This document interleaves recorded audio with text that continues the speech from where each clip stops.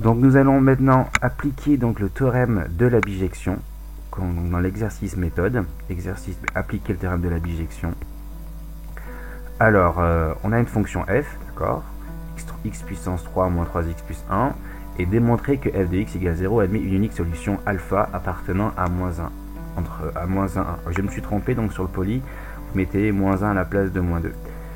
Donc déjà, dès qu'il y a une question du type l'équation, démontrer ou justifier que l'équation admet une unique solution, déjà le mot unique doit vous interpeller, et qu'on ne vous demande pas d'expliciter cette solution au passage, il faut juste dire qu'elle existe et qu'elle est unique, là, il y a de très grande chance qu'il faut appliquer le théorème de la bijection.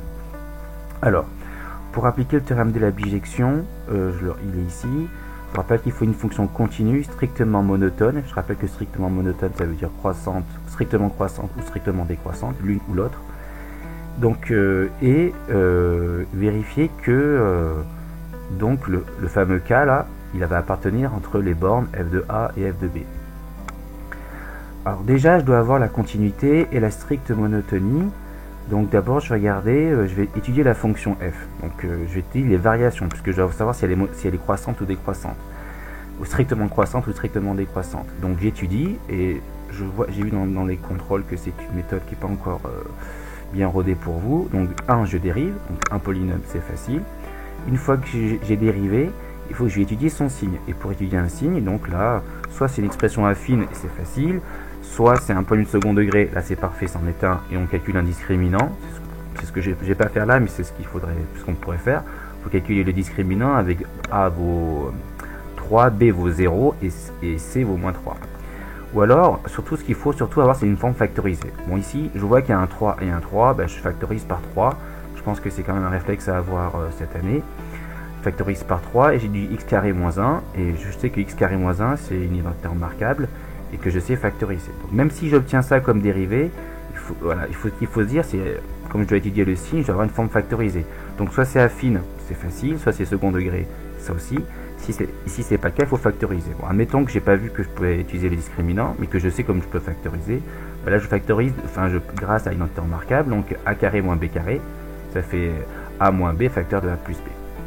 Et maintenant que j'ai une forme factorisée, je vais étudier le signe de chacun des facteurs, d'accord? Et le fait de connaître le signe de chacun des facteurs me donnera le signe de la dérivée f, parce que je connais la règle des signes d'un produit, d'accord? Donc là, le signe de x moins 1, le signe de x plus 1, et après, par produit, j'ai le signe de f.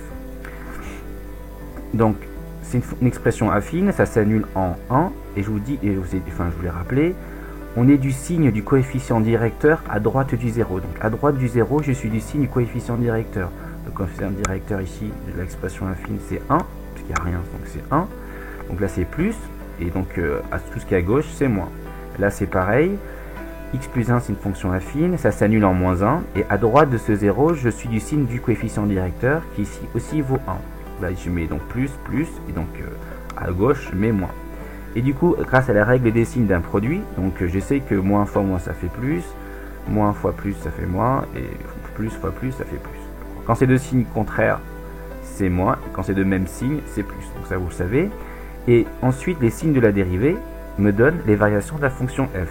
Donc f, donc elle est croissante ici. Alors, ce qui est important, c'est que dans un tableau de variation, quand je mets des flèches comme ça signifie strictement croissante. Ça signifie strictement décroissante. Et ça signifie strictement croissante. Je rajoute au passage les images de f de moins 1 et f de 1, parce que je vais en avoir besoin en plus, mais je pense que c'est un bon réflexe de le faire de manière générale. Donc 3, là, f de moins 1, c'est f de 1, c'est moins 1, f de 1, c'est moins 1, et f de moins 1, c'est 3. Et maintenant, je vais essayer d'appliquer le théorème des valeurs intermédiaires, en particulier le théorème de la bijection. Le théorème de la bijection, donc, ce qu'il faut comprendre là, c'est que j'essaie de résoudre f de x égale 0 sur l'intervalle moins 1, 1. C'est-à-dire que tout ce qui est entre moins 1, moins l'infini, moins 1, je ne m'intéresse pas, et 1 plus l'infini non plus. C'est une partie du tableau que je ne vais pas m'intéresser. Ce qui m'intéresse, c'est entre moins 1 et 1. Alors, j'aurais pu le faire comme ça. Ce qui m'intéresse vraiment, c'est cette partie-là, ici. Ok, voilà. Tout le reste m'importe peu. Maintenant, vous voyez bien que je cherche à savoir s'il y a un élément x qui a une image nulle. Alors, je regarde comme mon image en moins 1 c'est 3, mon image en 1 c'est moins 1. Du fait que c'est continu, mais je vais le justifier après. Donc les images elles vont décroître jusqu'à moins 1. Et si on passe de 3 à moins 1, c'est que forcément par continuité, puisque il n'y aura pas de saut dans la courbe, donc je vais forcément traverser l'axe des abscisses, donc je vais forcément passer par 0. Et comme je vais passer par 0, il va forcément exister un antécédent à 0 qui va être alpha. Et ce alpha, ce sera mon unique solution dans l'intervalle moins 1, 1, bien sûr. Donc maintenant, je vais passer, donc ça c'est pour vous expliquer ce qu'on va faire. Maintenant, je vais le rédiger, comment il faut le rédiger. Donc comment on va appliquer le théorème de la bijection, qui est en fait une conséquence du TVI. Il faut qu'il soit continu, strictement monotone, ici on va voir que c'est strictement décroissante, et du coup, il faut vérifier que le fameux réel K, il soit compris entre, il faut que le K soit compris entre f2a et f2b, ça c'est aussi important, souvent c'est oublié. Donc je vais le faire. Alors déjà f est continu, pourquoi? Parce que f est un polynôme, donc elle est continue sur R, en particulier sur moins 1, 1, donc, parce que c'est un polynôme. Ensuite f est strictement décroissante, ça c'est le tableau de variation, je l'ai justifié, hein, c'est le tableau de variation qui me le dit, et c'est l'étude du signe de la dérivée qui m'a permis de le dire aussi. Et ça c'est important, le mot strictement décroissant, donc souvent c'est un peu oublié, voilà, strictement décroissant, sur moins 1, 1. Et ensuite je vérifie que le fameux K, donc ici là, que le fameux K, il appartient bien à f de A, f de B. Donc je vois bien que 0, il appartient bien à f de A et f de B. Donc il est bien compris entre moins 1 et 3.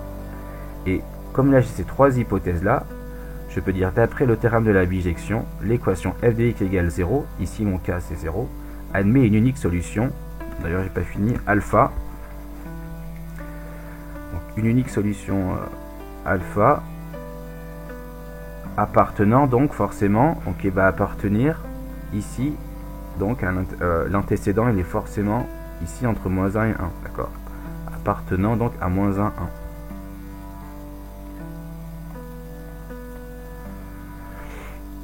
Voilà.